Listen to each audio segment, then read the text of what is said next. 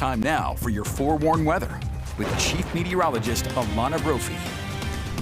Alana, did your ears totally perk and you have so much to say on that? The hottest on earth. Okay.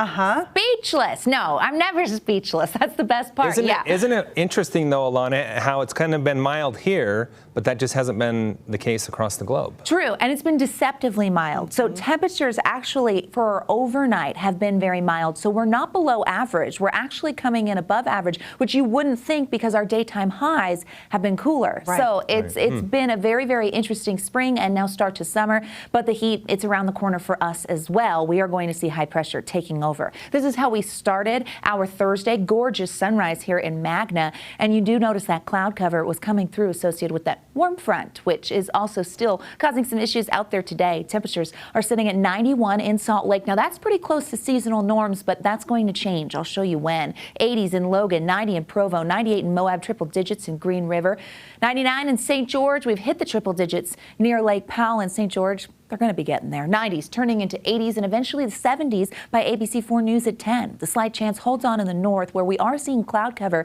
The northern Wasatch Front seeing the slight chance of some storms that will be tracking east. I'll show you what I mean.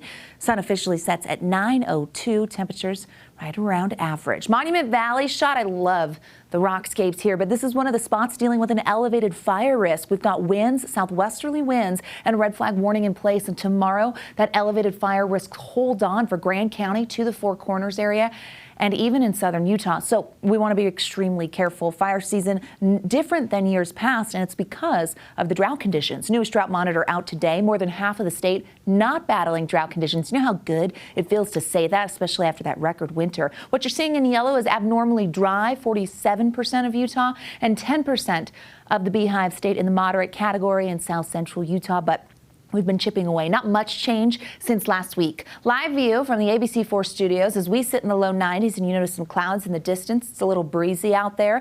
That cloud cover focusing on where we've got a stalled front. Satellite radar brings in those echoes of moisture. You can see exactly where the front is, right? Draw that line.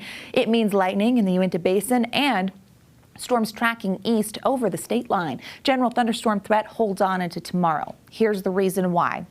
The warm front pushes north, but then it has stalled. It becomes an occluded front. That means that the cold front overtakes the warm front. Basically, this gives you the idea that we're in the decaying stage of this system, but it's parked here and it's going to stay here and act as something that can trigger showers and storms in northern Utah for the overnight and through Friday. So eventually this will weaken, but you notice how on the model by 3 a.m. southwestern Wyoming and the Wasatch back could see a shower as a result. Notice as the cloud cover continues in the north, we've got quieter conditions in central, eastern, and southern Utah. And as we head into Saturday, the clouds hold on. So that parked front is going to stay near Cache Valley, and it brings the potential for some isolated activity.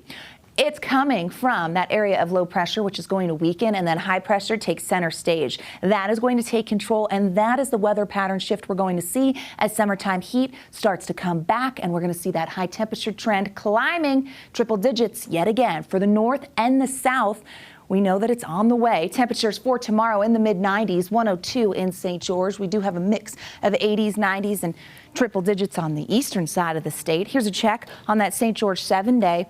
It's hot and breezy. That's what they're going to see. Dry stretch here taking over. High pressure brings sinking air, and we get dry skies with temperatures climbing 90s. And then by the end of the weekend, high 90s. Like, hey, hi, that's really hot. High 90s or by 90s? Yeah, not saying bye anytime soon, Glenn. Notice on Monday, we flirt with triple digits. We get there on Tuesday. We could see back-to-back 100-degree days. I'm watching Monday very closely. The heat is on. We know you don't like to put 99 on there. I don't. A 99 just grinds my gears. I'm like, just go for the 100 because that 1 degree doesn't make a difference. Right, I'm sweating no matter what. Totally makes Call a it difference. 100. In your mind, it makes a difference. Yeah, it's a true. psychological thing. Yeah, that's true. But yeah, Monday we'll see. Okay, thank you.